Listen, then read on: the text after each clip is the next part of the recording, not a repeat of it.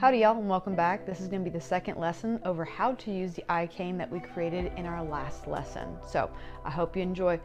This will be split up into two sections. One will be over the whiteboard and the second will be the live demo. They will be in two separate videos and they'll be one right after each other on my Patreon page. Alright, so let's go over three main ways to make a blank for an eye. And I think it's kind of important at this step to mention that your eye does not need to have a white background. Your eye can have any color background, and in fact you can even add designs into that background before you even prep the iris on top of it. You can add stringers, you could add frit, you could add different striking colors on top of it. You can do whatever you want because guess what? This is your eye and you can do whatever you want with it. But that being said, we do want to prep it in a way where it will be usable so that when we apply the iris to it, it will all do what it needs to, right? So the three different ways that I at least know of, and there might be more, but this is just the three ways that I can think of personally and that I have used before, is the blowout method, which means that you add a solid mass onto a hollow tube and lightly blow it out until it is all hollow and at a workable consistency, a wall weight, one would say. You have a coil pot method, which means that you coil colored glass onto the end of a hollow tube, blow it out until the wall weight is even, and then you have a solid puck. So these are going to be two hollow versions, and this one is going to be your solid version.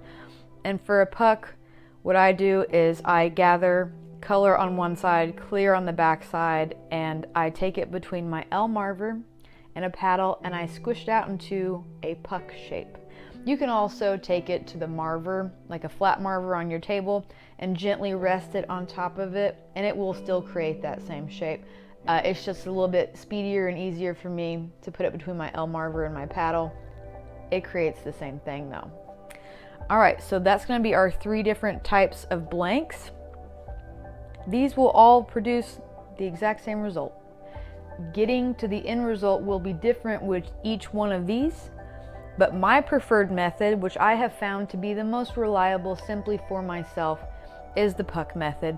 But I know for a fact that some people love a good blowout or a coil pot to get what they want out of an eye so that they can take that hollow and then shrink it down into a solid. But I love to start with a solid and end with a solid, and that's just my own personal preference. But please do experiment with whatever is easiest for you and also works best with the techniques that you're trying to cultivate in your own personal style. So I think something important to talk about is what colors to use. Now these are just my preferences right here, and that's because my torch works in a very specific way.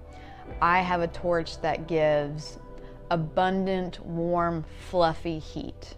I can make it searing, but for the most part it works in that very fluffy, light, happy, radiant heat. Other torches like the GTT or the Herbert Arnold, or actually genuinely just the GTT and the Carlisle, are going to be more of that searing, piercing heat. A lot of the times you'll have to work more to get that kind of fluffy, light heat. The Herbert Arnolds will also kind of be that fluffy, light heat. So just depending on what your torch is will depend on what kind of colors you use for your eyes. Personally for myself, I like to use the Origin Borobar White.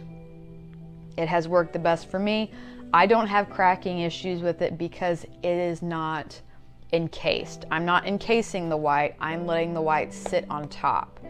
I do have issues with Origin Borobar when I encase it in clear. That's why I don't use it in encasements. I will use, I think it's called Snow White or something Sands by North Star. That's what I usually use for encasements. I can't remember right now. I don't use it very often. For black, for the back of the iris and for the front of the pupil, I use China Black. It is a green black. Any blue black will bleed blue. It tends to have a lot less thick consistency, and it tends to be less durable to being spread out really wide. So I use China Black. You can use whatever black best suits you and what you like working with. I do like some of the blacks from American companies, but I tend to get a little bit of a scuzz in certain applications with the eyes, and China Black just takes the heat the best, spreads the best for me, and is very workable. So that's what I continue to use. Another color I use all the time is Agua Azul. And we'll talk about how I layer different types of glass to make different colors in the iris. But Agua Azul is a really great base color to add behind your initial black dot, which I will talk about here in just a minute. It is very saturated, it holds its color well, it spreads out well, it doesn't blow out very easily, it doesn't burn very easily, and those are the kind of colors that you're going to want to use for your base when we create the eye. That being said, let's talk about how to create the base for your eye. So let's talk about how I make my solid blanks. I personally really enjoy using handles, hollow handles, because they're just lighter and they're easier on my arms after, you know, an 8-hour work day. So the lighter the better.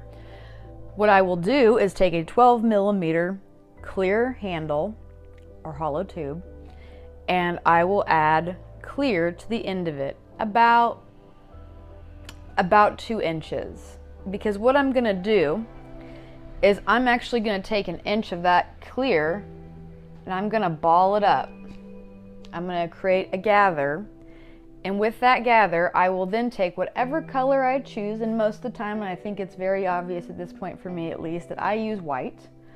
And I'm going to take my white color stick, and I'm going to create an equal, ooh, that doesn't look equal, does it? So let's fix that. I'm going to make an equal mass on this side. So these should be the same. I mean, here's the thing. You can make them whatever size you like. I find that if my white is equal to my clear, I have a little bit easier time controlling the mass once I start melting everything in. What you're gonna wanna know is that you never want your clear bigger than your color, because then it'll start to envelop on the sides and show itself. But you can always add more of your color than your clear and it will still be okay. But I feel like I save a little bit of my materials if I just make these two even. And so what I do a gather, right? And this is my color rod. Then I will separate my color rod, and then I will combine these two into one. And it'll look something like that. And so now I have half clear, half color. And then, here, let me draw something out. Now what I'm gonna do is I'm either gonna heat this mass up until it's all even, and the trick of this is knowing that this clear moves a lot faster than this color, depending on what color you're using. I will say that very clearly, depending on what color you're using. Sometimes colors can move just as quickly as clear, but just for this argument, this clear is a little bit, or this color is a little bit stiffer than this clear. And so when I heat up this whole ball, I want to make sure to take just a second to flash that front so it's nice and liquidy along with that back side. Because what you can do is turn it vertical and just lightly let it rest on your marver. And what it's going to do is it's going to create a puck shape. And if you want to leave a slightly elongated back and not make it perfectly 90 degrees, that'll actually help a lot of stress to stay out of that back neck, and so you won't have any large heat disproportion, and you won't get any cracking on that back side because you have that kind of beaker shape. This shape works really well, and if you bring it over to your L marver and you put that molten ball on the side and lightly, and I do mean lightly press that ball into a puck. That puck will then have a 90-degree angle on the back side. You will need to go in and you're going to need to heat that back side. Take any of the L marver indentions out of it, and you need to make sure that it's nice and flush so you don't get any disproportionate heat on the back side. Also, when it has that nice little 90 degrees on the back, make sure you're constantly going back and flashing it to make sure that the front and the back are relatively the same heat so that you don't get any cracking. Bear with me, it's not perfectly circular, but it's just hand drawn, so here we go. So what I will say is when we create our eyes, we're gonna add a couple layers before we even add our iris on top of it. So we're gonna have our initial color layer. And what that's gonna do is that color layer that's not black is going to be the outermost ring of the eye, because our eyes, if you look at them, have like a little bit of a gray, sometimes green or blue ring around them.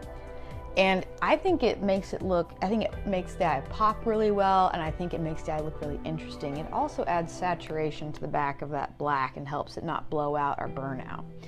So a lot of the time I'll use Agua Azul.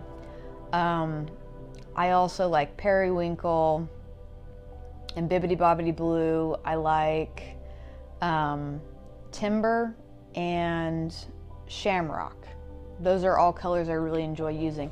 So just in case you're curious, if you've ever thought to yourself, why can't I get that initial first dot in the middle? Why am I having such a hard time? Well, let me tell you a technique. So what you're gonna do underneath your flame, just right underneath, make sure that you're still getting a little bit of that ambient heat, and make sure to flash that blank. Like, let's say this is the blank in my hand. You're gonna lightly flash that, whatever color you've decided your eye is gonna be. I'm just gonna say white because that's just the color I use.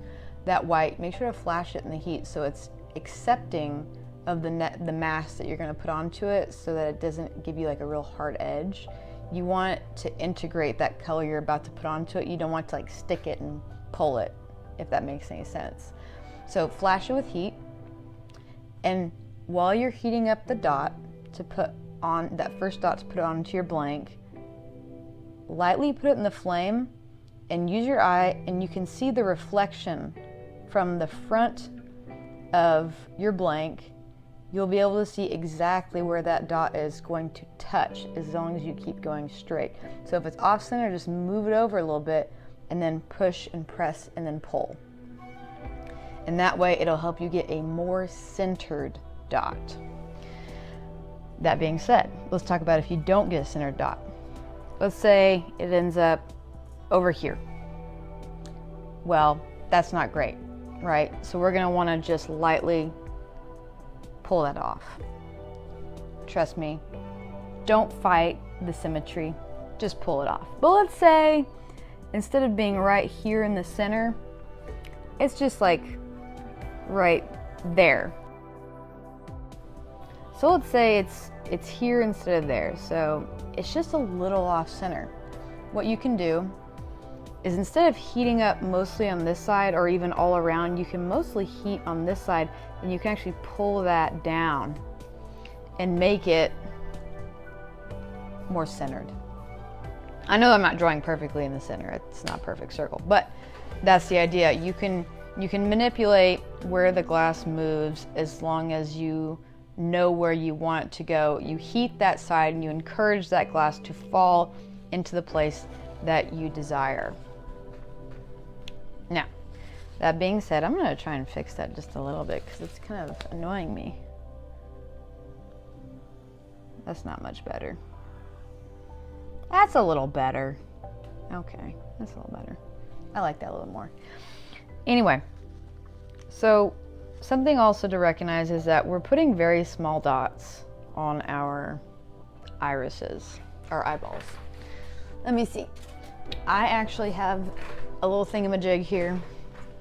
So let's say the puck of your eye is 1 1/4.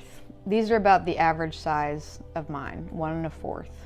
And they will shrink down to about 5/16 or 1 inch when they're done, because we're gonna pull them in. So let's say that 1 1/4 is the size of my puck. I'm adding a color dot the size of 7/74. See how tiny that is right there?